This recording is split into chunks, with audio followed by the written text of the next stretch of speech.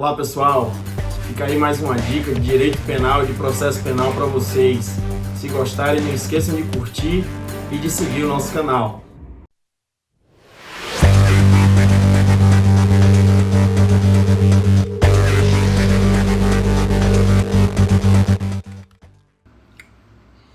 Olá, boa noite.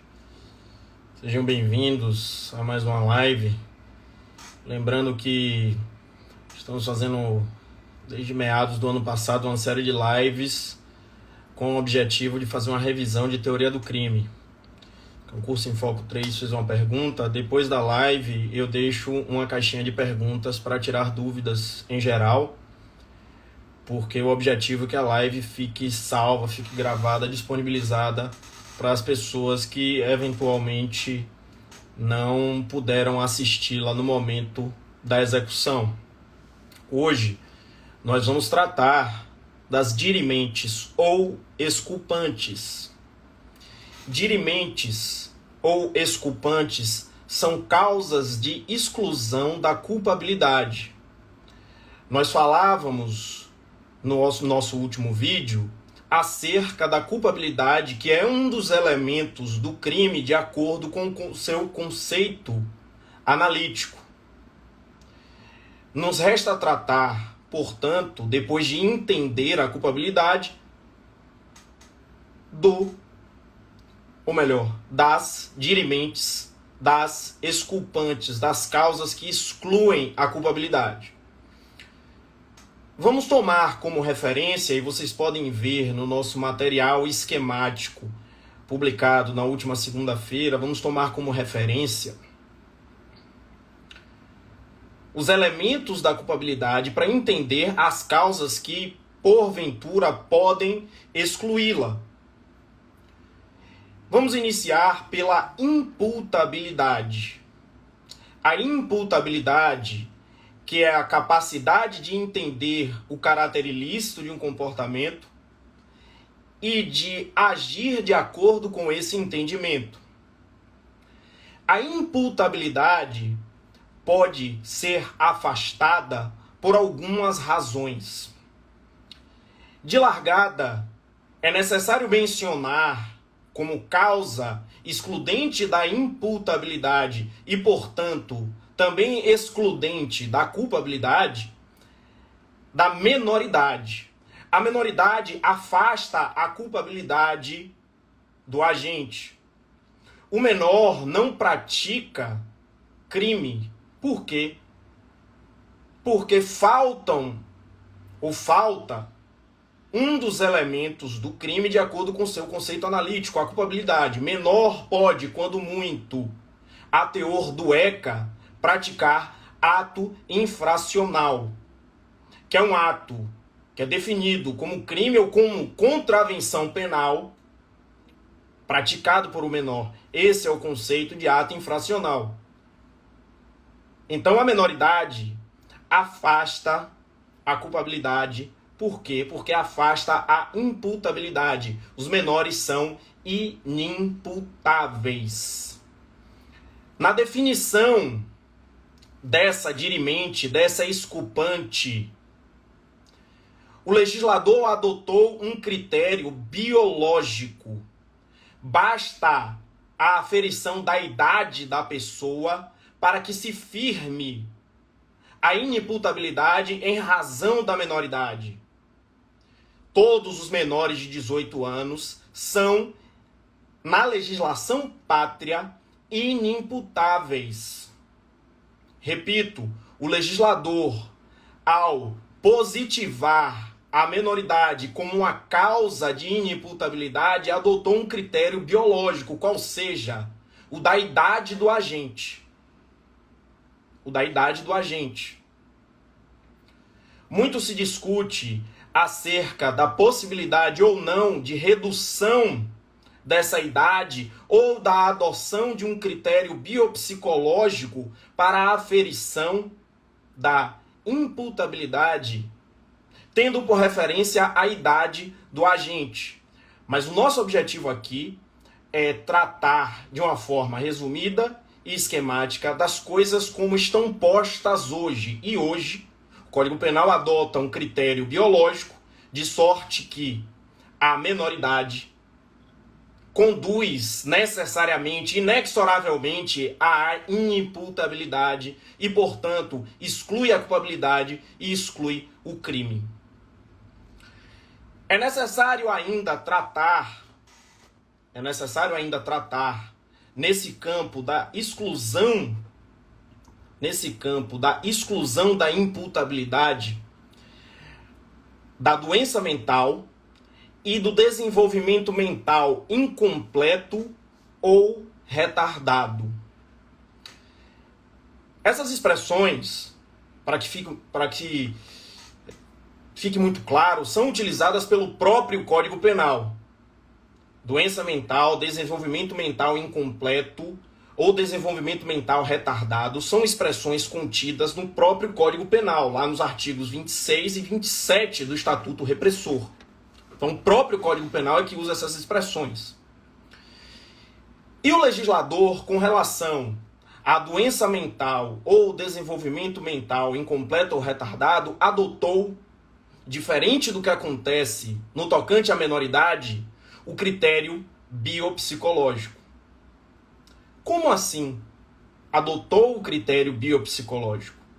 O legislador adotou o critério biopsicológico para a aferição da inimputabilidade em decorrência de doença mental ou desenvolvimento mental incompleto ou retardado, porque em um processo para aferir a inimputabilidade em decorrência dessas razões, é necessário examinar se existe a doença mental, ou seja, se há a causa biológica, e ainda as condições psicológicas do agente no momento da conduta, critério psicológico. Mesmo porque existem doenças mentais nas quais a inimputabilidade não é perene. Como assim? Existem doenças mentais que são demarcadas pela existência de surtos. Então, não necessariamente o agente possuidor de uma doença mental será inimputável. É necessário avaliar se aquela doença mental, se o desenvolvimento mental retardado ou incompleto do agente realmente fez com que, no caso concreto, no momento da prática da conduta, ele não detivesse conhecimento acerca da ilicitude de seu comportamento ou condições de agir de acordo com esse entendimento. Para fechar a análise da inimputabilidade, precisamos abordar um pouco a questão da embriaguez. A embriaguez, como regra, não afasta a responsabilidade penal de quem quer que seja. Adota-se como regra geral, no tocante à embriaguez, a teoria da actio libera in causa. Se o agente embriagou-se por sua própria vontade, deve ser responsabilizado pelas ações praticadas no curso do estado de embriaguez. Essa é a regra geral. É necessário estabelecer ainda como premissa, para tratar da embriaguez, que ao referir-se à embriaguez, o Código Penal não se adstringe, não se limita ao uso de álcool. Quando o Código Penal faz referência à embriaguez, está fazendo referência à modificação do estado mental das pessoas promovida por qualquer droga. Feitos esses esclarecimentos, é necessário examinar, então, qual estado de embriaguez poderia conduzir à exclusão da culpabilidade. A embriaguez involuntária, a embriaguez involuntária, a embriaguez total involuntária, exclui a culpabilidade. Essa é uma primeira hipótese de embriaguez que exclui a culpabilidade, por excluir a imputabilidade. Vejam, Eu dizia que, como regra, a embriaguez não exclui a responsabilidade porque se adota a teoria da actio libera causa no tocante a esta questão, segundo a qual, se o agente tinha vontade de embriagar-se, deve ser responsabilizado por suas ações em estado de embriaguez. Mas vejam que, afastado este fundamento, afastada a argumentação que conduz à responsabilização do agente, ou seja, a vontade de embriagar-se, deve ser afastada também a responsabilização penal, acaso o sujeito, repito, não tenha conhecimento acerca da ilicitude de seu comportamento ou condição de agir de acordo com este entendimento. Ou condição de agir de acordo com este entendimento. E isso ocorre, naturalmente, quando o agente está em total estado de embriaguez. Então, a embriaguez total, involuntária, conduz à exclusão da culpabilidade. Outra hipótese de exclusão de culpabilidade decorrente da embriaguez ocorre quando há a embriaguez patológica. Mais uma vez, se exige a embriaguez total, o agente não tem condições de entender o caráter ilícito de seu comportamento ou de agir de acordo com esse entendimento, que são, aliás, os elementos integrantes do conceito de culpabilidade. Então, a embriaguez total, patológica, também exclui a culpabilidade. Por quê? Porque a embriaguez total patológica decorre de dependência química. E nos casos de dependência química, não se considera aplicável a teoria da actio libera causa. Não se considera que o agente se insere no estado de embriaguez por vontade própria. E por isso, pode ser afastada a sua culpabilidade. Ultrapassada a análise da imputabilidade, chegamos ao segundo elemento da culpabilidade, que é a potencial consciência da ilicitude. Vocês vão ver no nosso material gráfico que eu coloquei para vocês uma tabela na qual tratamos de toda a teoria do erro. Mas nesse vídeo, nesse encontro, vamos nos adstringir a abordar a hipótese de erro que exclui a culpabilidade, já que o nosso objetivo hoje é tratar de dirimentes ou exculpantes legais, dirimentes ou exculpantes previstas no Código Penal. E a hipótese de erro que exclui a culpabilidade é a do erro de proibição excusável. O erro de proibição ocorre quando o agente não representa bem a ilicitude de seu comportamento. O agente não sabe que o seu comportamento é proibido. Vejam que não conhecer a proibição não está ligado necessariamente ao desconhecimento da lei. E aí, vale abordar, o desconhecimento da lei é inexcusável.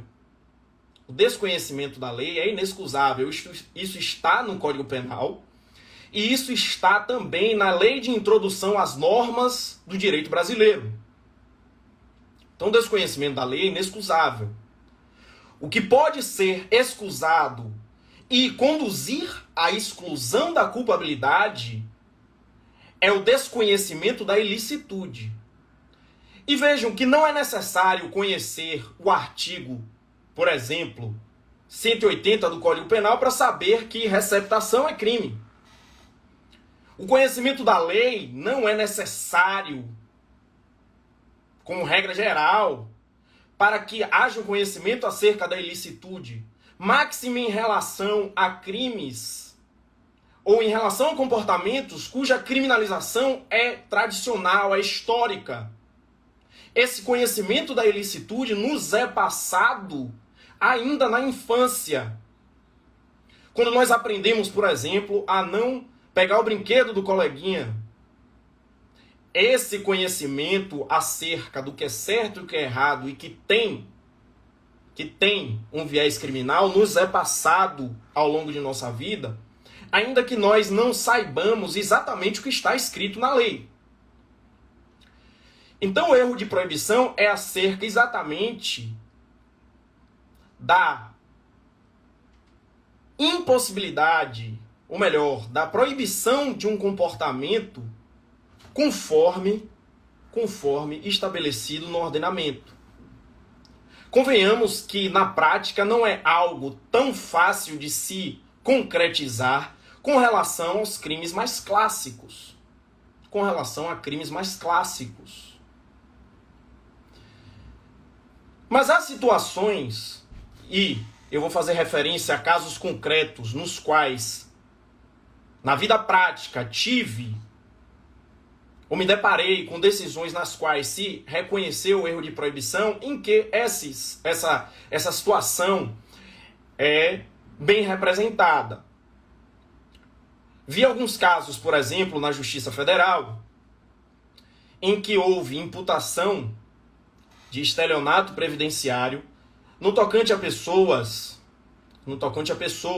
que, após o passamento de alguém, após a morte de alguém que tinha uma aposentadoria, recebeu mais um mês dessa aposentadoria, achando que poderia fazê-lo para fins de pagamento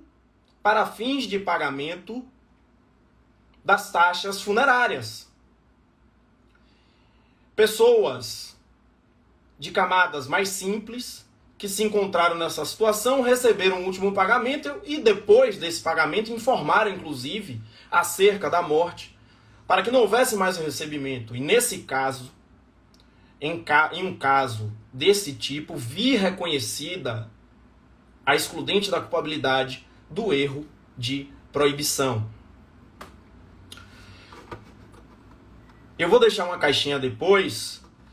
Se houver a necessidade, nós podemos fazer um vídeo sobre teoria do erro. Não é nosso objetivo. Certo? Nós vamos chegar agora às últimas duas hipóteses legais de exclusão da culpabilidade. Essas hipóteses se referem ao último dos elementos da culpabilidade que nos falta referenciar hoje, que é a exigibilidade de conduta diversa. A exigibilidade de conduta diversa pode ser excluída, de acordo com o Código Penal, por duas razões: coação moral ou obediência hierárquica. Com relação à coação moral, é necessário entender, e esses dias eu até repostei um vídeo com um exemplo interessante. É necessário entender que ela se perfectibiliza através do constrangimento do executor para que ele pratique o verbo núcleo do tipo. E esse constrangimento se dá através de ameaça ou até de agressão física. Mas o mais importante é que ele, pelas próprias forças, ou seja, com consciência e vontade, vejam, não é vontade direcionada a atingir o resultado por motivações próprias. A motivação é viciada, mas ele tem vontade e consciência. O agente com vontade e consciência, no caso de coação moral, pratica o verbo núcleo do tipo. Ele não é punível, ele não é culpável, não pratica crime, porque a sua motivação não é livre. Houve uma coação moral. Essa coação moral, para que haja a exclusão da culpabilidade, precisa ser irresistível. Ou seja, há um juízo de razoabilidade acerca da ameaça ou violência praticada contra o executor do verbo núcleo do tipo, para aferir se de fato ela era resistível ou irresistível. Há muitas situações de coação moral, por exemplo, em assaltos a bancos. Em assaltos a bancos, nos quais, para acesso a cofres, é necessário o uso da biometria ou de senhas que são detidas apenas pelo gerente, é comum que haja o exercício de alguma ameaça sobre a família do gerente para que ele então abra os cofres para os ladrões, para os assaltantes. Percebem? Há uma ameaça, mas ele vai lá com o dedinho dele e executa. Isso é diferente da coação física, que exclui a tipicidade, porque a coação física retira a vontade e a consciência. Na coação física, a conduta é imposta ao executor. Na coação moral, há o que no âmbito do concurso de agentes nós chamamos de autoria mediata. Há um autor mediato que constrange o autor imediato, não culpável, à prática do verbo núcleo do tipo. Então, dei um exemplo agora dessa situação, mas vamos pensar uma outra situação, até para que façamos uma distinção entre coação moral e coação física. João aponta uma arma para José e diz: José, atire em Davi.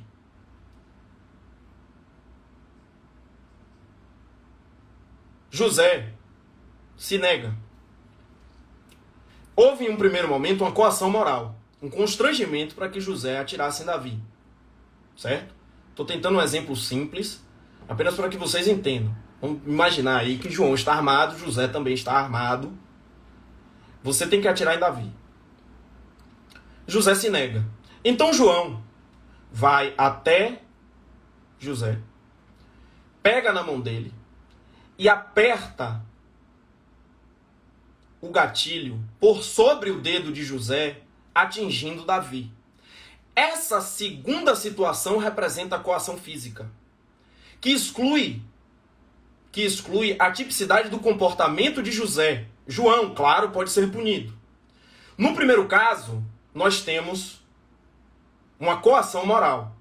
Não houve, em decorrência da coação moral de que falamos na primeira hipótese, a prática de um comportamento delitivo. Então, obviamente, não haveria exclusão de culpabilidade, porque nós seguimos uma escadinha: tipicidade, ilicitude e depois culpabilidade. Se não há tipicidade e ilicitude, não é feita a análise da culpabilidade. Certo? Eu propus esse exemplo apenas para que vocês vissem a diferença entre uma coação moral e uma coação física. Certo?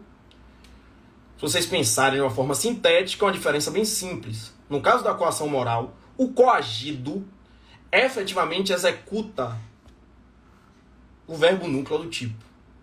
Diferente do que acontece na coação física.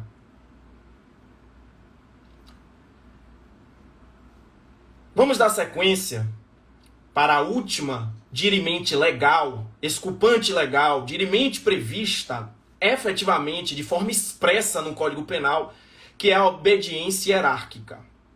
A obediência hierárquica é uma causa de exculpação que pode ser aplicada, de fato, naquelas hipóteses em que há relação de hierarquia entre um mandante de um comportamento delitivo e o seu executor. Então, ela presume uma relação de hierarquia. Presume uma relação de hierarquia que é inerente à administração pública e, sobretudo, nas Forças Armadas, mas não exclusivamente. Professor, mas se for um particular, nós podemos ter a coação moral. Quando falamos de hierarquia, estamos falando de uma relação entre funcionários públicos. E os elementos da obediência hierárquica, portanto, são funcionário público subalterno, que obedece, evidentemente, a alguém de hierarquia superior, para que faça sentido, né, a obediência hierárquica. Então, funcionário público subalterno, que pratica o injusto. E aí eu lembro a vocês que injusto é o fato típico e antijurídico. Ele pratica o injusto. Ele não pratica crime, por quê? Porque não é culpável. Nesse caso específico, nesse caso concreto. Mas pratica o injusto, o fato típico e antijurídico.